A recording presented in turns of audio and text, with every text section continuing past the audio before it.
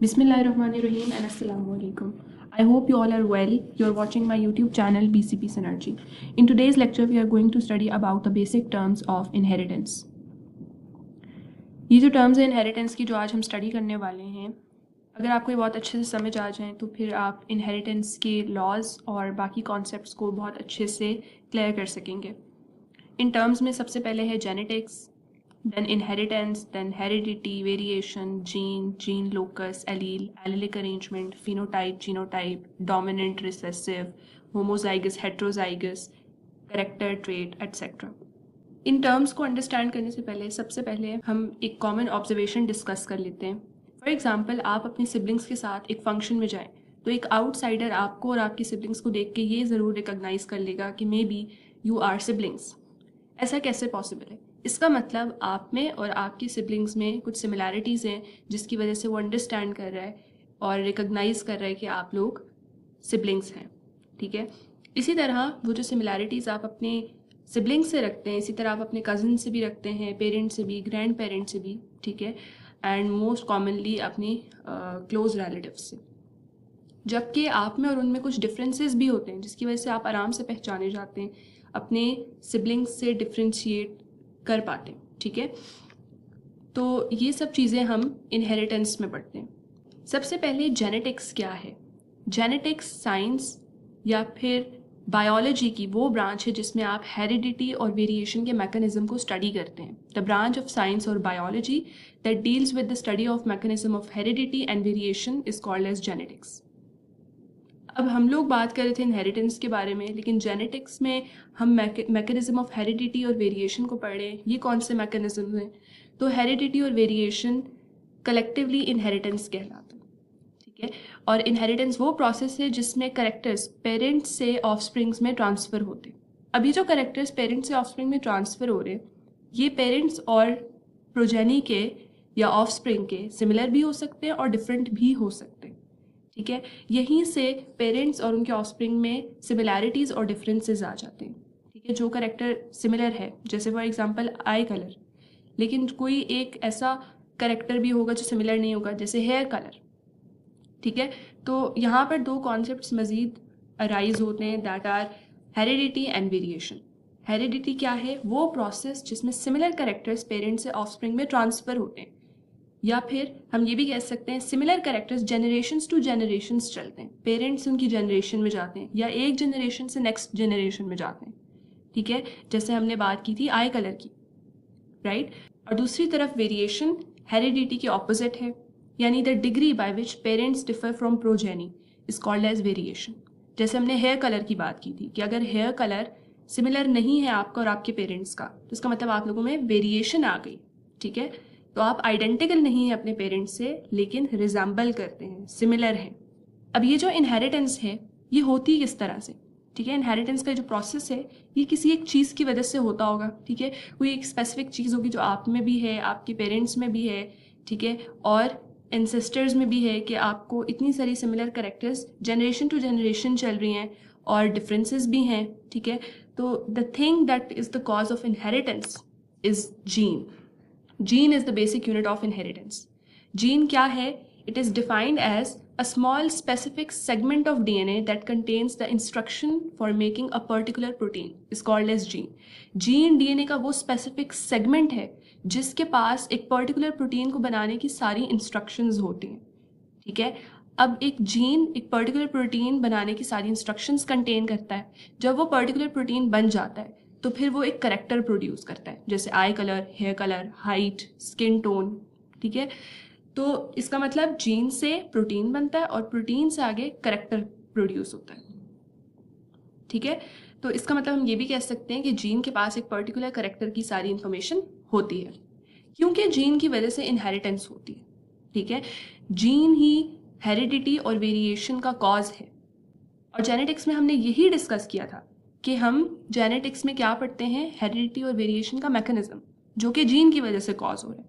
तो इसलिए हम जेनेटिक्स को यूँ भी डिफाइन कर सकते हैं कि it is the branch of science that deals with the study of gene. Next point ये है कि जीन लोकेटेड कहाँ है जिसकी वजह से इनहेरिटेंस हो रही है. सो इसकी लोकेशन को कहते हैं gene locus. The location of gene on chromosome is called as gene locus. ये जो डीएनए का स्मॉल स्पेसिफिक सेगमेंट या सेक्शन है जिसके पास एक पर्टिकुलर प्रोटीन बनाने की सारी इंस्ट्रक्शन है, ये क्रोमोसोम पर कहाँ लोकेटेड है?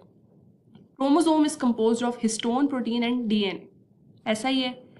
अब इस फिगर में आप खुद ही देख लें, ये एक सेल है, मान ले एक ह्यूमन सेल है, ठीक है, आपकी बॉडी का सेल है। इसके अंदर न्यूक्लियस है, न्यूक्लियस के अंदर क्रोमोसोम्स हैं। Chromosome is composed of DNA and histone protein. इसका मतलब डीएनए भी क्रोमोसोम का स्ट्रक्चर बनाने में अपना रोल प्ले कर रहा है, ठीक है। और डीएनए का आप ये एक सेगमेंट देख सकते हैं जो कि एक पर्टिकुलर प्रोटीन बनाने की सारी इंस्ट्रक्शन को कंटेन करता है। इसका मतलब ये क्या है? जीन है। सपोज ये एक नीचे एक और सेक्शन है और इसके पास भी कोई दूसरी पर्टिकुलर प्रोटीन बनाने की सारी इंस्ट्रक्शंस हैं, तो इसका मतलब ये भी क्या है? जीन, ये वाला सेक्शन, ठीक है। लेकिन जिस सेगमेंट के पास पर्टिकुलर प्रोटीन बनाने की इंस्ट्रक्शंस नहीं होती तो वो जीन नहीं होता। अच्छा, अब जीन से ही मिलती जुलती एक दूसरी चीज़ है अलील। अलील क्या है? It is an alternate form of gene. Gene की अल्टरनेट फॉर्म तो है अलील, लेकिन अल्टरनेट फॉर्म का मतलब क्या है? अल्टरनेट फॉर्म का मतलब है डिफरेंट वर्जन्स ऑफ सेम अलील, यानी कि एक जीन के डिफरेंट वर्जन्स, वेराइटी, ठीक है। जीन और अलील में यहीं से डिफरेंस आता है। जीन एक स्पेसिफिक करेक्टर को कंट्रोल करता है, जैसे आई कलर को, हेयर कलर को, हाइट को, ठीक है। लेकिन ये जो करेक्टर है, फॉर एग्जांपल आई कलर है, तो आई कलर बहुत सी वैरायटी है इसकी, ठीक है, डिफरेंट वर्जन्स हैं। ब्राउन आई कलर है, ब्लैक आई कलर है, ब्लू आई कलर है, रेड आई कलर है, ठीक है। तो ये जो करेक्टर की डिफरेंट वर्जन्स हैं या स्पेसिफिक फीचर्स आगे आ जाते हैं, ठीक है, इनको कहते हैं ट्रेट, सही है। और ये जो डिफरेंट अलील्स होते हैं ये अपना अपना ट्रेट प्रोड्यूस करते हैं। तो आई कलर हमारे पास क्या है? जीन। लेकिन आई कलर के आगे स्पेसिफिक फीचर्स क्या हैं या वेराइटी क्या है? Brown eye colour and red eye colour. Brown eye colour का जो ट्रेट है इसको कोई एक अलील प्रोड्यूस करेगा और रेड आई कलर का जो ट्रेट है इसको कोई दूसरा अलील प्रोड्यूस करेगा। इस टेबल में ये डिफरेंसेस और क्लियरली मेंशन्ड है। एग्जाम्पल से आई होप आपको क्लियर हो गया है। जीन क्या है? It is the segment of DNA that controls a character. और अलील क्या है? These are the different versions of a gene that produce traits, ठीक है। करेक्टर जैसे आई कलर और ट्रेट जैसे brown eye colour, blue eye colour, red eye colour, black eye colour, ठीक है। अब जीन और अलील में दूसरा इंपॉर्टेंट डिफरेंस ये है कि आप एक स्पीशी ले लें, ठीक है, फॉर एग्जाम्पल कैट की एक स्पीशी, तो उस स्पीशी के जितने भी इंडिविजुअल्स हैं, यानी उस कैट की स्पीशी की जितनी भी कैट्स हैं, सब में सेम करेक्टर्स होंगे। और करेक्टर को कौन कंट्रोल करता है? जीन। इसका मतलब सब में सेम जीन्स प्रेजेंट है। उस स्पीशी की जितनी भी कैट्स हैं उन सब में सेम जीन्स हैं, ठीक है। तो same genes are present in all individuals of a species, जबकि एलील वेरी करता है बिटवीन इंडिविजुअल्स, ठीक है। तो फॉर एग्जाम्पल एक ह्यूमन के पास भी हाइट का करेक्टर है और दूसरे ह्यूमन के पास भी हाइट का करेक्टर है। मेरे पास भी हाइट का करेक्टर है और आपके पास भी हाइट का करेक्टर है, लेकिन हम में से किसकी हाइट टॉल है और ड्वार्फ है, ठीक है। तो ये एक सेपरेट एलील यानी डिफरेंट एलील्स इस ट्रेट को प्रोड्यूस करते हैं। कोई एक एलील टॉल हाइट का ट्रेट प्रोड्यूस करेगा और कोई दूसरा एलील ड्वार्फ हाइट का एलील प्रोड्यूस करेगा, ठीक है। So gene for height is the example of gene, ठीक है, यानी कि हाइट एक करेक्टर है, उसको जीन कंट्रोल कर रहा है। लेकिन टॉल हाइट और ड्वार्फ हाइट ट्रेट्स हैं जिनको अलील प्रोड्यूस कर रहे हैं। अलील डोमिनेंट भी होता है और रिसेसिव भी होता है। जो डोमिनेंट अलील होता है, डोमिनेंट से हमें ये समझ आता है कि कोई वो चीज़ जो कि खुद को एक्सप्रेस करती है, जो भारी पड़ती है, और रिसेसिव जो चीज़ हाइड हो जाती है, छुप जाती है, ठीक है, जो इतनी पावरफुल नहीं होती। डोमिनेंट पावरफुल होती है। तो जो डोमिनेंट एलील्स होते हैं उनको कैपिटल लेटर्स से डिनोट करते हैं, ठीक है। ये इसकी सिंबॉलिक रिप्रेजेंटेशन है, जैसे capital A, capital B, capital C, capital D etcetera. और जो रिसेसिव एलील्स हैं उनको स्मॉल लेटर से रिप्रेजेंट करते हैं, जैसे स्मॉल ए, small B, small C, small D, ठीक है। तो ये अपर और लोअर केस लेटर से एलील्स को रिप्रेजेंट किया जा सकता है। अब एलील के बाद एलिलिक अरेंजमेंट क्या है? एलिलिक अरेंजमेंट में आपको दो चीज़ें कंसिडर करनी होती हैं। एक तो ये कि कौन से एलील्स प्रेजेंट हैं, ठीक है, आया डोमिनेंट एलील है, रिसेसिव एलील है, ठीक है, और किस करेक्टर का एलील है ये। और दूसरा ये कि जो एलील्स हैं वो होमोलोगस क्रोमोसोम पे किस तरह से पेयर्ड अप हैं, तो होमोलोगस क्रोमोसोम क्या है ये तो हम नेक्स्ट स्लाइड में देखेंगे, लेकिन मान लें कि ये एक क्रोमोसोम है, होमोलोगस क्रोमोसोम, इस तरह यहाँ पर भी है और ये वाला भी है। इन सब पर डिफरेंट तरह की एलिलिक अरेंजमेंट हुई है, ठीक है। सबसे पहले ये भी एक एलील है, ये भी एक एलील है, इस तरह यहाँ पर भी एलील्स हैं। ये जो एलील यहाँ पर प्रेजेंट है, तो आप देख सकते हैं कि एक सिस्टर क्रोमेटिड पे कैपिटल टी एलील है, ठीक है।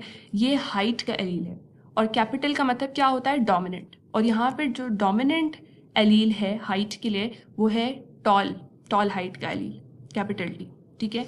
और जो स्मॉल टी है वो रिप्रेजेंट कर रहा है ड्वार्फ हाइट को, रिसेसिव एलील है, ठीक है।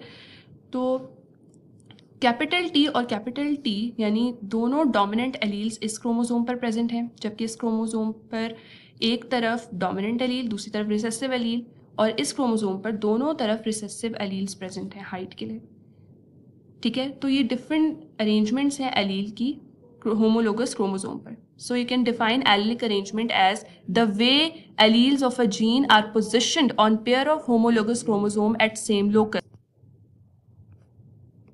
अब हम देखते हैं homologous chromosome क्या है. When two chromosomes or a pair of chromosomes carry the same gene in same position, then the chromosomes are said to be homologous chromosomes. दो क्रोमोसोम या फिर पेयर ऑफ क्रोमोसोम्स जब उनके पास सेम जीन सेम पोजीशन पर होगा तो फिर वो होमोलोगस क्रोमोसोम्स कहलाते हैं. जैसे फॉर एग्जांपल ये दो क्रोमोसोम्स हैं, ठीक है, और इनके पास हाइट का जीन है, ठीक है. हाइट एक करेक्टर है, उसका जीन है इन दोनों के पास, और वो जीन यहाँ पर लोकेटेड है इस क्रोमोसोम के और यहाँ पर लोकेटेड है इस क्रोमोसोम के, ठीक है. तो इसका मतलब सेम पोजीशन पर सेम जीन है, ठीक है. तो इसका मतलब ये क्या है, होमोलोगस क्रोमोसोम्स. फॉर एग्जाम्पल ये मदर का क्रोमोसोम है और ये फादर का क्रोमोसोम है, और होमोलोगस क्रोमोसोम क्रॉसिंग ओवर के बाद एक क्रोमेटिड आता है मदर से और एक फादर के क्रोमोसोम से, ठीक है. तो ये भी एक होमोलोगस क्रोमोसोम है. और इस फिगर में आप ज़्यादा अच्छे से क्लियर कर सकते हैं कि ये जो क्रोमोसोम है बिफोर क्रॉसिंग ओवर, ये दोनों होमोलोगस क्रोमोसोम है, इनके पास सेम जीन सेम पोजीशन पर है, during crossing over and after crossing over भी सेम, ये होमोलोगस क्रोमोसोम्स है. अब हम देखते हैं कि chromosomes before and after replication किस सिचुएशन में होता है, माइटोसिस और मियोसिस के दौरान. माइटोसिस और मियोसिस सेल डिवीजन की दो टाइप्स हैं, ठीक है. बिफोर रेप्लिकेशन माइटोसिस में क्रोमोसोम सिंगल क्रोमोसोम होता है, यानी इसके पास एक ही क्रोमेटिड है और इसी को हम क्रोमोसोम कहेंगे, ठीक है. एंड आफ्टर रेप्लिकेशन जो क्रोमोसोम है वो डुप्लीकेटेड हो जाता है, इसके पास दो सिस्टर क्रोमेटिड्स होते हैं. मियोसिस में भी सेम होता है कि बिफोर रेप्लिकेशन ये एक सिंगल क्रोमोसोम है, इसके पास एक ही क्रोमेटिड है, एंड आफ्टर रेप्लिकेशन इस क्रोमोसोम के पास दो सिस्टर क्रोमेटिड्स हैं. होमोलोगस क्रोमोसोम का केस अभी हमने लास्ट स्लाइड में देखा था यहाँ पर, ठीक है. होमोलोगस क्रोमोसोम में यानी वो क्रोमोसोम्स जिनके पास सेम पोजीशन पर सेम जीन हो. तो ये एक मदर का क्रोमोसोम, ये एक फादर का क्रोमोसोम, इनके पास सेम पोजीशन पर सेम जीन है, तो ये होमोलोगस क्रोमोसोम है. और बिफोर क्रॉसिंग ओवर का केस ये है, एंड आफ्टर क्रॉसिंग ओवर ये अपने सिस्टर क्रोमेटिड्स एक्सचेंज कर लेते हैं, ठीक है. एंड ये भी होमोलोगस क्रोमोसोम्स हैं, इनके पास भी सेम पोजीशन पर सेम जीन्स हैं. अब हम देखते हैं डोमिनेंट, रिसेसिव और को डोमिनेंट एलील्स का केस. डोमिनेंट एलील वो एलील है जो अपना ट्रेट फिजिकली एक्सप्रेस कर देता है, ठीक है. रिसेसिव एलील वो एलील है जो अपना ट्रेट सिर्फ तभी एक्सप्रेस करता है फिजिकली जब उसके साथ कोई डोमिनेंट एलील नहीं है. I will repeat, recessive allele अपना ट्रेट सिर्फ तभी फिजिकली एक्सप्रेस करता है जब इसके साथ कोई डोमिनेंट एलील नहीं होता, और को डोमिनेंट एलील नहीं होंगे, एलील्स होंगे, ठीक है. सिर्फ एक सिंगल एलील को डोमिनेंट एलील नहीं होता, एक से ज़्यादा एलील्स होते हैं इस केस में, को डोमिनेंट एलील्स. इसलिए दो एलील्स या दो से ज़्यादा एलील्स जो अपना ट्रेट फिजिकली तब एक्सप्रेस करते हैं जब दोनों डोमिनेंट एलील साथ आ जाएं, ठीक है. फॉर एग्जाम्पल डोमिनेंट एलील को हम रिप्रेजेंट तो कैपिटल लेटर से करते हैं, रिसेसिव को हम स्मॉल लेटर से करते हैं. डोमिनेंट एलील की एग्जाम्पल में हमारे पास टॉल हाइट, ठीक है. टॉल हाइट डोमिनेंट एलील की एग्जाम्पल है, यानी कि टॉल हाइट वो ट्रेट है जो कि एक डोमिनेंट एलील एक्सप्रेस करता है। ठीक है, यहाँ पर आप देख सकते हैं दो एग्जाम्पल्स हैं, एक है कैपिटल टी और एक है कैपिटल टी स्मॉल टी। इस एग्जाम्पल में दोनों एलील्स डोमिनेंट एलील्स हैं और इन्होंने अपना ट्रेट एक्सप्रेस किया है फिजिकली। यहाँ पर एक डोमिनेंट एलील है और एक रिसेसिव एलील है, लेकिन डोमिनेंट एलील प्रेजेंट है तो यही अपना ट्रेट एक्सप्रेस करेगा। ठीक है, तो इसलिए हाइट दोनों केसेस में क्या है, टॉल। अब रिसेसिव की एग्जांपल देखते हैं, ड्वार्फ। रिसेसिव एलील अपना ट्रेट सिर्फ तभी एक्सप्रेस कर सकता है जब इसके साथ कोई डोमिनेंट एलील ना हो। जैसे इस केस में हम देख सकते हैं कि ड्वार्फ हाइट कब है एक ऑर्गेनिज्म की, जब इसके पास दोनों रिसेसिव एलील हैं। अगर यहाँ पर एक डोमिनेंट एलील आ जाता यानी कैपिटल टी, तो फिर रिसेसिव एलील हाइड हो जाता, रिसेसिव एलील अपना ट्रेट ना एक्सप्रेस कर सकता। थर्ड केस है को डोमिनेंट एलील का। को डोमिनेंट एलील को हम लोग रिप्रेजेंट करते हैं कैपिटल लेटर से और उसके ऊपर सुपरस्क्रिप्ट। ठीक है, ये कैपिटल लेटर है आई और इसके ऊपर सुपरस्क्रिप्ट क्या है, ए और बी। यहाँ पर कैपिटल लेटर्स आई और इनके ऊपर सुपरस्क्रिप्ट क्या है, एम और एन। इस तरह से हम को डोमिनेंट एलील्स को रिप्रेजेंट करते हैं। इसकी एग्जाम्पल है ए बी ब्लड टाइप। ठीक है, ब्लड ग्रुप है ए बी, यहाँ पर ए और बी दोनों ही डोमिनेंट एलील्स हैं और दोनों ही अपना ट्रेट इक्वली एक्सप्रेस करते हैं। फिर रिजल्ट क्या निकलता है, ए बी ब्लड टाइप। आगे जाते हैं, जीनोटाइप और फिनोटाइप में क्या डिफरेंस है। फिनोटाइप कहते हैं ऑब्जर्वेबल फीचर को, जो आपको सामने से नजर आता है। ठीक है, कि टॉल हाइटेड एक पर्सन है। ठीक है, अब जीनोटाइप को हम कैसे समझेंगे। जीनोटाइप के लिए हम एक एग्जांपल ले लेते हैं। For example, two persons are standing in front of you, दोनों की टॉल हाइट है। क्या दोनों के पास दोनों एलील्स डोमिनेंट ही है या बीच में कोई एक रिसेसिव भी है, यानी क्या ये वाला केस है या ये वाला केस है। ठीक है, दोनों अगर एलील डोमिनेंट एलील्स हैं तो इसका मतलब ये इसका जीनोटाइप है, यानी दो डोमिनेंट एलील्स। और इस केस में भी हाइट टॉल ही होगी, क्यों, क्योंकि डोमिनेंट एलील प्रेजेंट है रिसेसिव के साथ, ये हमने लास्ट स्लाइड में भी डिस्कस किया। लेकिन रिसेसिव एलील खुद को एक्सप्रेस नहीं कर पाया, अपना ट्रेट नहीं दिखा सका क्योंकि यहाँ डोमिनेंट एलील प्रेजेंट था। तो क्या कोई प्योरली टॉल है या इम्प्योरली टॉल है, ये जीनोटाइप। अब हेप्लॉइड और डिप्लॉइड सेल के दरमियान क्या डिफरेंस है। हेप्लॉइड सेल उस सेल को कहते हैं जिसके पास क्रोमोसोम का वन कंप्लीट सेल सेट होता है, और डिप्लॉइड सेल कौन सा सेल है जिसके पास क्रोमोसोम के दो कंप्लीट सेट्स होते हैं। हेप्लॉइड सेल को हम सिंबॉलिकली रिप्रेजेंट करते हैं एन से, स्मॉल एन से, और डिप्लॉइड सेल को हम सिंबॉलिकली रिप्रेजेंट करते हैं 2n से। हेप्लॉइड सेल्स की एग्जाम्पल है ह्यूमन में जर्म सेल्स। जर्म सेल्स के पास one complete set of chromosome है, that is 23 chromosomes in one complete set. Mosquito के केस में हेप्लॉइड सेल में एक कंप्लीट सेट ऑफ क्रोमोसोम में 3 क्रोमोसोम्स हैं। एवोकाडो ट्री में one complete set of chromosome में 12 क्रोमोसोम्स हैं। डिप्लॉइड सेल के केस में सोमैटिक सेल या बॉडी सेल्स ह्यूमन में डिप्लॉइड सेल की एग्जाम्पल है, जहाँ पर 2 कंप्लीट सेट्स ऑफ क्रोमोसोम्स हैं, यानी एक सेट में अगर 23 क्रोमोसोम्स हैं तो दो सेट्स में 46 क्रोमोसोम्स होंगे, 23 इंटू 2। मॉस्किटो के केस में 2 कंप्लीट सेट्स ऑफ क्रोमोसोम में 6 क्रोमोसोम्स हैं, जहाँ पर एक कंप्लीट सेट में 3 क्रोमोसोम तो 2 कंप्लीट सेट्स में 6 क्रोमोसोम्स। और एवोकाडो ट्री के केस में 24 क्रोमोसोम्स होते हैं 2 कंप्लीट सेट्स ऑफ क्रोमोसोम में। करेक्टर और ट्रेट पे क्या डिफरेंस है। करेक्टर एक जनरल हेरिटेबल फीचर है ऑफ एन ऑर्गेनिज्म। ठीक है, एक general feature, for example hair colour, height. ठीक है, ये हमने देखा था पीछे। जबकि ट्रेट क्या है, स्पेसिफिक फॉर्म और एक्सप्रेशन ऑफ जनरल फीचर। आपके पास एक करेक्टर है, उसकी स्पेसिफिक फॉर्म, जैसे हेयर कलर करेक्टर है और black hair colour, brown hair colour क्या है, ट्रेट। करेक्टर को जीन डिटर्मिन करता है, ट्रेट को एलील प्रोड्यूस करता है। करेक्टर की एग्जाम्पल है आई कलर, फ्लावर कलर, हाइट, इनको कौन कंट्रोल कर रहा है, जीन। और ट्रेट की एग्जाम्पल है brown eye colour, blue eye colour, white flower, purple flower, tall height, short height, और इनको कौन प्रोड्यूस कर रहा है, एलील। अब होमोजाइगस और हेट्रोजाइगस ऑर्गेनिजम्स कौन से होते हैं, वो ऑर्गेनिजम्स जिनके पास दोनों एलील्स एक जीन के सेम हैं, एक जीन के दोनों एलील्स सेम है, वो होमोजाइगस ऑर्गेनिज्म है।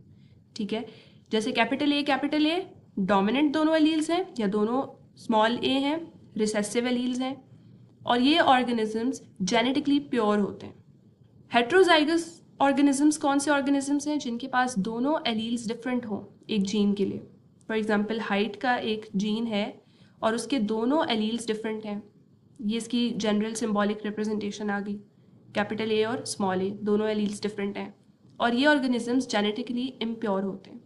यहाँ पर होमोजाइगस की कंडीशन में एग्जांपल है टॉल और शॉर्ट की, यानी एक ऑर्गेनिज्म प्योरली टॉल है और दूसरा ऑर्गेनिज्म प्योरली शॉर्ट है। और यहाँ हेट्रोजाइगस की एग्जांपल में टॉल एक डोमिनेंट एलील और एक रिसेसिव एलील है तो ऑर्गेनिज्म की हाइट टॉल, लेकिन एलील्स डिफरेंट है। That is heterozygous case. I hope it is clear to you. Thank you.